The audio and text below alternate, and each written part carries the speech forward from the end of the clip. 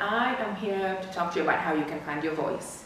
When you're female and a minority from a non-dominant culture in the United States, we often find that our voices are stifled in the workplace and in public spaces. So why does that happen? Well, of course, the main thing is racism, of course.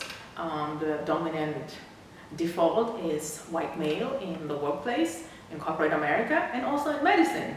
So when you show up, you're not automatically seen as a voice of authority in any field you are. And even when you get promoted to positions of authority, it takes time.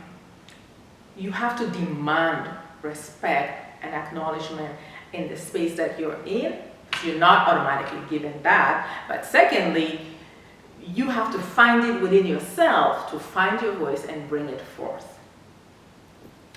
The second reason we find our voices stifled is that culturally, many women from non-dominant US culture, and by that I mean if you have Latina heritage, if you African heritage, Caribbean heritage, Asian heritage, you find that within your upbringing, your voice was often not heard. You were told to be seen and not heard. You were told to lower your gaze when talking to elders. And even as you mature and you grow up and you need to use your voice, some will find it hard to find that within themselves because for so many years you were told to be quiet, to be seen and not heard. So follow me, and in the next video we'll talk about some tips for you to find your voice. All right, so Dr. Mogga, an anesthesia doctor in the United States, and here's tips on how you can find your voice. The first thing I would say is that to start using your voice and to start hearing your voice back. It's similar to when you first encounter a mirror. A person may not know to recognize their reflection. But I would encourage you to record yourself. Get your cell phone, record yourself, play it back, hear yourself. Get used to the sound of your voice in the air.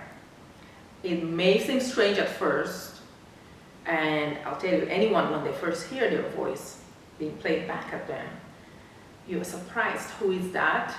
Do I really sound like that? But the more you practice, the more you get used to hearing your voice. The second thing I'll say is start trusting your own choices, because using your voice is power. We're all born with power, but somewhere in your upbringing, you gave it away. Learning how to use your voice is you reclaiming your power. So what you should do is stick to your positions. For instance, what flavor ice cream do you like? I like mint. This should not be a point of contest. If you say this to your friends or anyone else, no one should say, well, I don't like mint. I don't know why you like mint. Mint is not a good ice cream flavor. Mint is so bland. No, I like mint. That's all you have to say. It is my favorite. You don't need to explain what your favorite is. What is your favorite color? I love red. Someone else might tell you, red is not your color. How can you like red? Red is too bold. I like red. You like green. I like red. This should not be something you have to argue about. So you should start trusting your choices. When you choose something that you like, there's no right or wrong answer there. And there's no explanation needed. The third way I would say to start using your voice is to be secure in your knowledge. If you are in the workplace and you have something to say, you can start by practicing it ahead of time and then delivering it. And of course, if you're in the United States, you'll often, as a black female, you'll often have people trying to cut you off. And you can reclaim your time and your message by saying, I was about to be finished. Just give me 1 more second. I am not done talking. As I was saying, okay? So you make your point, and then when you're done, you can say, allow me to finish and I'll give you the floor. That is how you start using your voice and reclaiming your voice. Now, the fourth method I'll tell you is that reduce using superfluous language. If you needed something done, you don't need an explanation. Can you deliver this to me by 5 p.m. today? That's it. That's all you have to say. Don't say because I need it or it's very important. That's all you need to say. Excuse me, sir, have we completed doing A, B, C, and D? Okay. All right. So follow me in the next video. We will discuss about my own experience as a medical student. All right, here we are again. My name is Dr. Noela Mogga. I'm an anesthesiologist in the United States, and I want to show you how not finding your voice, not reclaiming your voice can cost you in your career. We all know that if you're educated, if you've been in the workplace for a long time, you know that that happens. But I'll preface it by saying that this message is for young women who are still on the up and up.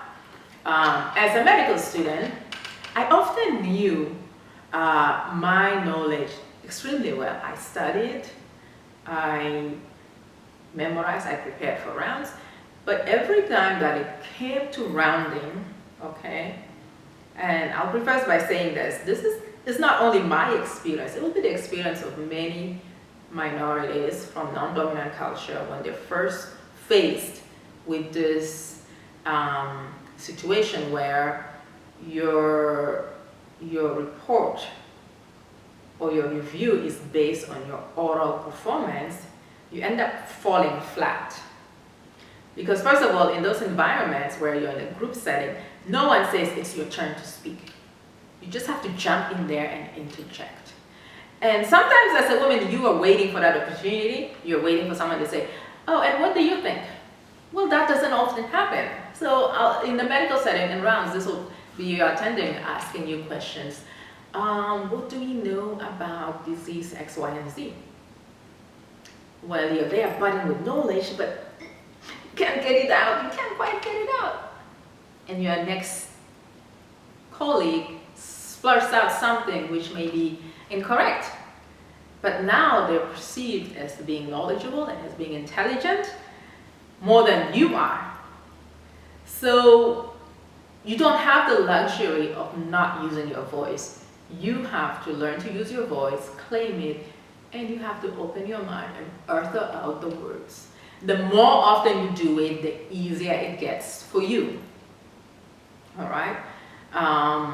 And yes, the decks are stacked against you, but you can help yourself by speaking out the knowledge you know. Thank you. That's it for this episode. Catch me next time.